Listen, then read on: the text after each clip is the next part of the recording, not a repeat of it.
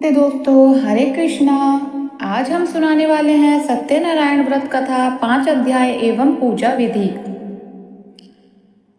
तो सत्यनारायण व्रत कथा कुछ इस प्रकार है। श्रद्धा, भक्ति और सत्य के साथ किया गया यह व्रत सभी दुखों को हराकर सुख समृद्धि प्रदान करता है।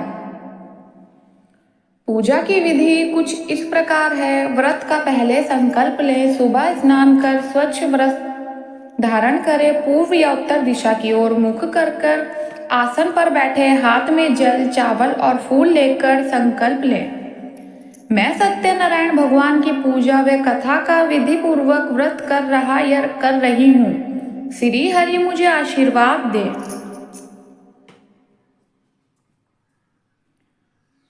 पूजा की सामग्री: चौकी व स्वस्थ वस्त्र, श्री सत्यनारायण भगवान का चित्र, कलश, नारियल और पानी, अक्षत, चंदन, रोली, हल्दी, फूल माला, पंचामृत, दूध, दही, घी, शहद, शक्कर, फल, पान, सुपारी, प्रसाद हेतु सीरा या हलवा, तुलसी के पत्ते, धूप, दीप, नैवेद्य। एक चौकी पर वस्त्र बिछाए और भगवान को स्थापित करें। पीले कपड़ा, दीपक जलाएं, धूप लगाएं। कलश स्थापना: कलश में जल भरकर उसमें सुपारी, धूप, सिक्का डालें। ऊपर नारियल लाल कपड़े से बांधकर रखें। स्वास्तिक बनाएं, फूल चढ़ाएं। सर्वप्रथम गणेश जी का पूजन करें। अक्षत, पुष्प, लड्डू अर्पित करें। नवग्रह को शांति के लिए नवग्रह को पुष्प और चावल अर्पित करें और शांति की कामना करें।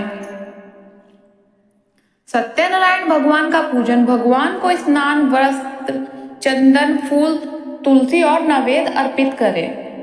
पंचामृत में अभिषेक या प्रतिज्ञा रूप से करें। धूप दीप दिखाएं। कथा का श्रवण करें। अब पूर्ण श्रद्धा के साथ 5 अध्याय की कथा सुने। कथा बिना व्रत अधूरा माना जाता है।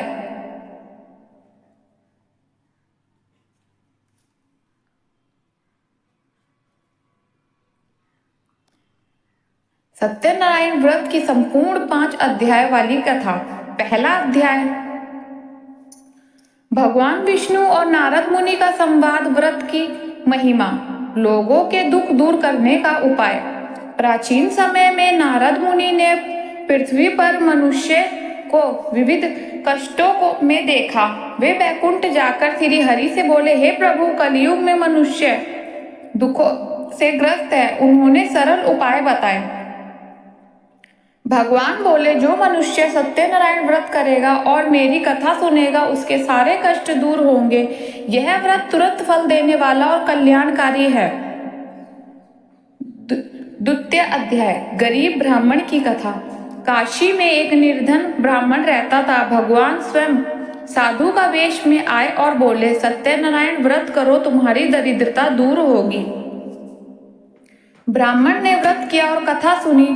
कुछ समय में उसका धन धान्य से भर गया। वह प्रसन्न होकर समाज की सेवा करने लगा। तृतीय अध्याय, व्यापारी सुंदरमा और उसकी पत्नी। समुद्र तट पर रहने वाला सुंदरमा नामक धनी व्यापारी सनातनहीन था। एक संत ने उसे सत्यनारायण व्रत करने को कहा। व्रत करने के बाद भगवान की कृपा से उसके घर एक पुत्र का जन्म हुआ। समय बीता, व्यापारी व्रत भूल गया और एक दिन जहाज यात्रा पर गया। समुद्र में तूफान आया, जहाज डूबने लगा। तभी उसे अपनी भूल याद आई। उसने मन ही मन क्षमा मांगी।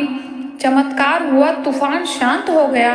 घर लौटते समय उसने फिर भगवान द्वारा भेजे गए साधु को पहचानने में भूल की, जिससे उसे कष्ट आया। परंतु जब उसने पुनः व्रत किया और क्षमा मांगी तो भगवान ने उसकी सभी दुख दूर कर दिए।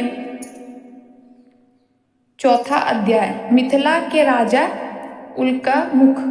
मिथिला के उल्कामुख नामक राजा ने वन में सत्यनारायण पूजा को देखा। ब्राह्मण ने उसे व्रत की महिमा बताई। राजा ने व्रत किया और राज्य में सुख, समृद्धि और शांति का वास हुआ। एक बार कार्यवश जल्दी में राजा प्रसाद लेना भूल गया।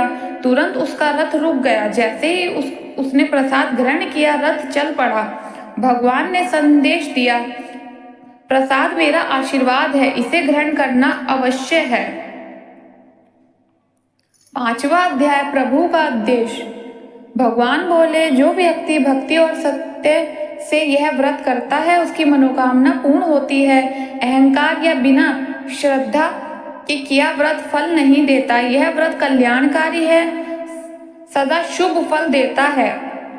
नारद मुनि के प्रणाम किया और पृथ्वी लोक में इस व्रत की पंचरित करने लगे।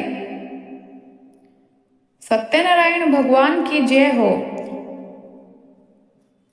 उसके बाद सत्यनारायण भगवान की आरती करें और प्रसाद वितरण, अंत में प्रसाद ग्रहण करें और सभी भक्तों में प्रसाद बांटें।